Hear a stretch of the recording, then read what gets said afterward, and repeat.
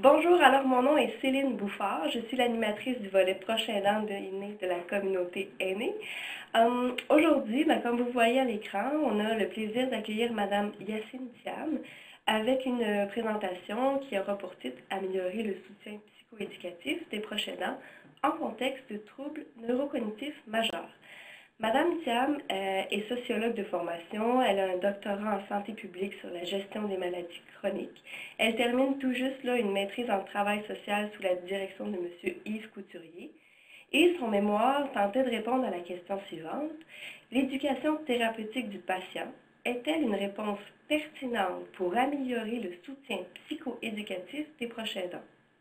Alors, sans plus attendre, je laisse la parole à Madame Thiam.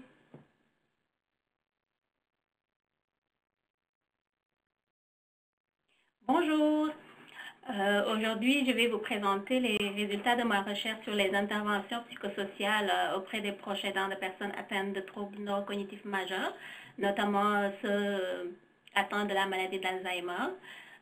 Comme l'a présenté Céline tantôt au cours de ma maîtrise en service social, j'ai entamé un travail d'analyse et de réflexion sur la manière d'améliorer les services de soutien offerts à ces proches aidants.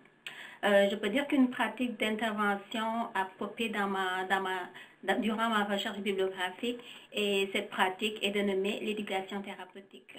Ayant déjà travaillé sur ce thème lors de mon doctorat sur la gestion des maladies chroniques, j'ai pu percevoir des avenues intéressantes entre l'éducation thérapeutique et le soutien aux proches aidants.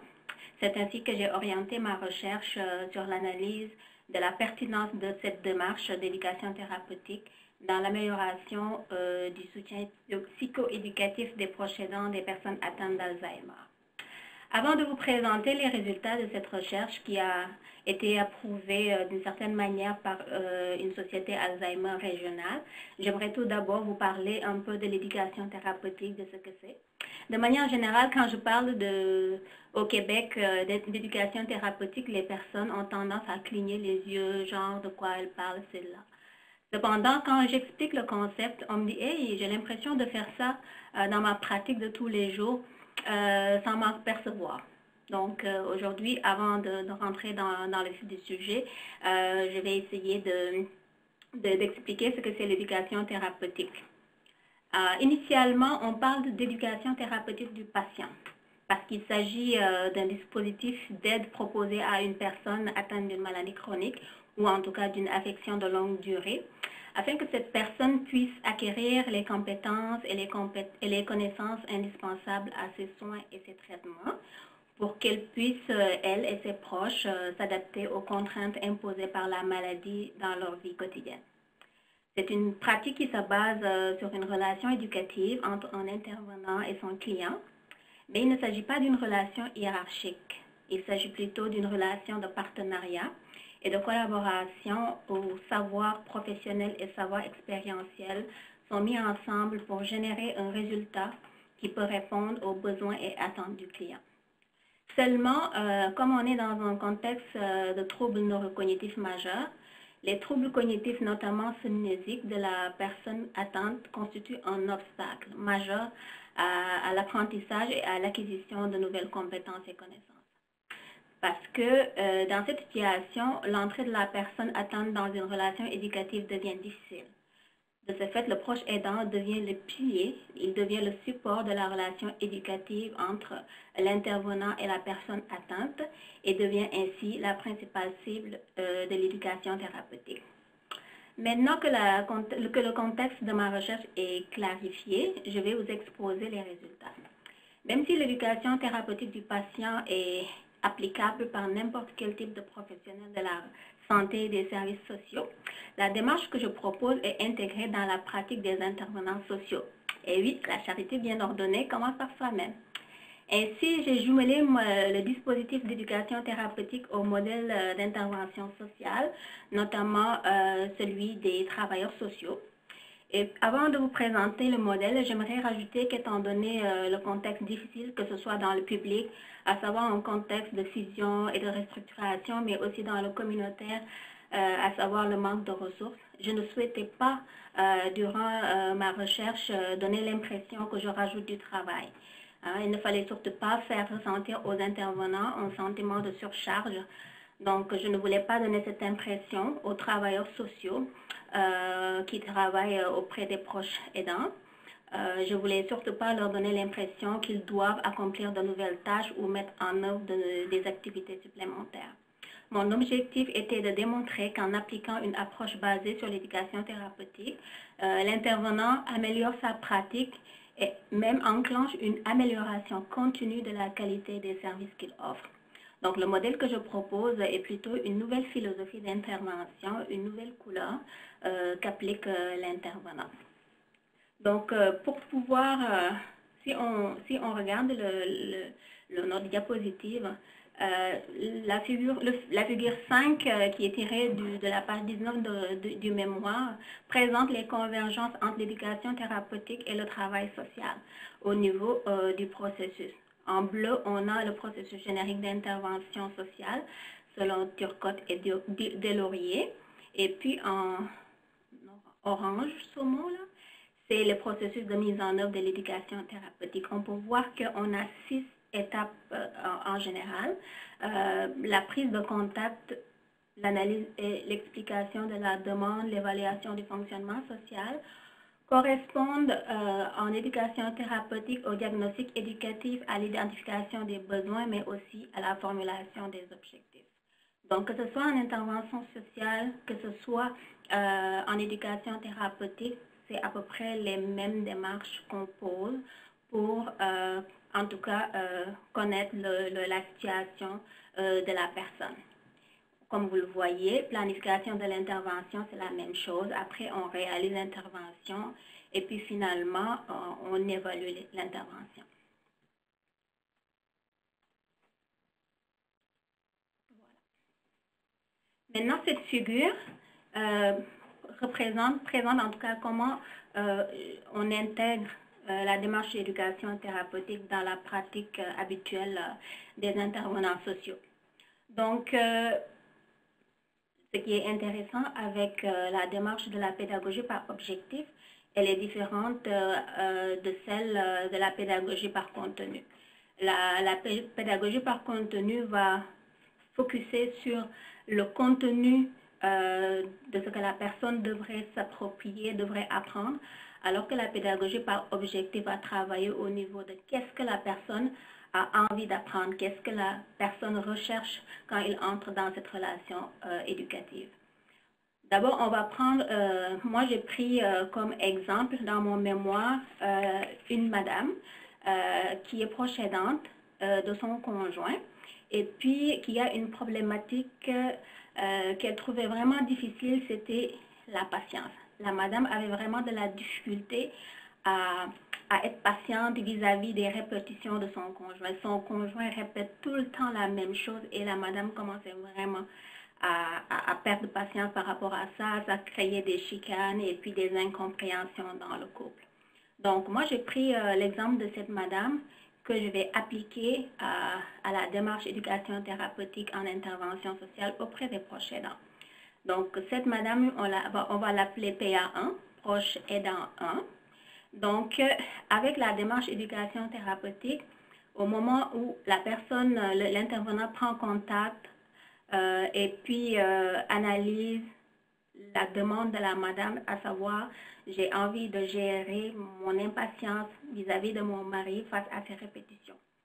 L'intervenant et le proche aidant se mettent à discuter pour qu'on puisse identifier le problème. Le problème, c'est quoi? C'était l'impatience face aux répétitions. Ainsi, l'intervenant devrait, avec la madame, négocier et formuler des objectifs. Parce qu'on sait que les répétitions font partie des symptômes de la maladie. Donc, on ne peut pas améliorer cela au niveau du proche aidant, mais on peut améliorer la réaction du proche aidant face à ces répétitions. Donc, en négociant avec la madame, son objectif était qu'elle voulait développer sa patience face aux répétitions. De manière générale,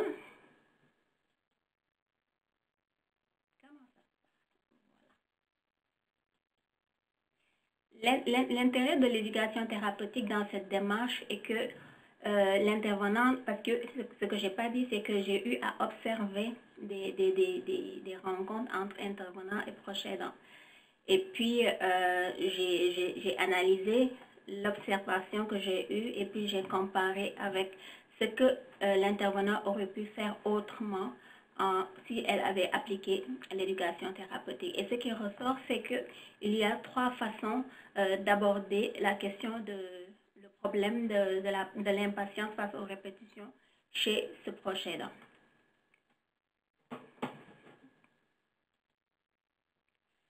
L'intervenant, avec l'éducation thérapeutique, l'intervenant va se poser 3 questions. La première, c'est quel est l'objet du soutien éducatif? C'est vrai que la madame a un problème d'impatience, mais pourquoi? Sur quelle base je vais travailler? Quel sera l'objet du soutien que l'intervenant va offrir? Et là,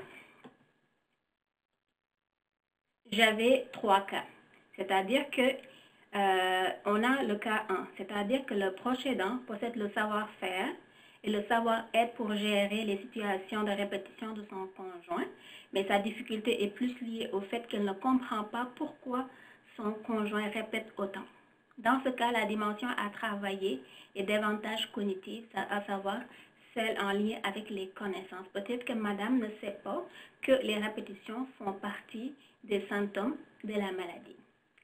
L'autre cas est que madame sait que les répétitions de son conjoint sont en lien avec la maladie, mais n'a pas développé un savoir-être, et encore moins un savoir-faire pour y faire face. Dans ce cas, la dimension à travailler est davantage affective, donc c'est celle des attitudes. Et puis, un troisième cas, c'est que madame sait que les répétitions de son conjoint sont en lien avec la maladie et possède le savoir-être pour y faire face, mais sa difficulté se situe au niveau du savoir-faire. Dans ce cas, la dimension à travailler et l'objet est davantage psychomotrice, donc c'est en lien avec le savoir-faire, en lien avec les gestes à poser. Donc déjà, avec cette démarche, on n'est plus dans une pédagogie de contenu où on va dire oui, on va apprendre aux proches aidants que parce que peut-être que, comme on a dit avec les 3 cas, il se peut que la difficulté de la madame se trouve soit au niveau des connaissances, soit au niveau des attitudes, soit au niveau des gestes, mais il faut un travail d'exploration des besoins et d'exploration de la difficulté pour pouvoir poser le doigt sur le véritable problème. Ainsi, quand il s'agit de la connaissance, il faudrait comprendre que la maladie provoque, l'objectif l'intervention, l'objet de l'intervention, ce sera d'aider madame à comprendre que la maladie provoque des pertes de mémoire, d'où les répétitions. Si c'est au niveau du savoir-être, il va falloir aider madame à dédramatiser les répétitions et les considérer comme normales dans un contexte de la maladie.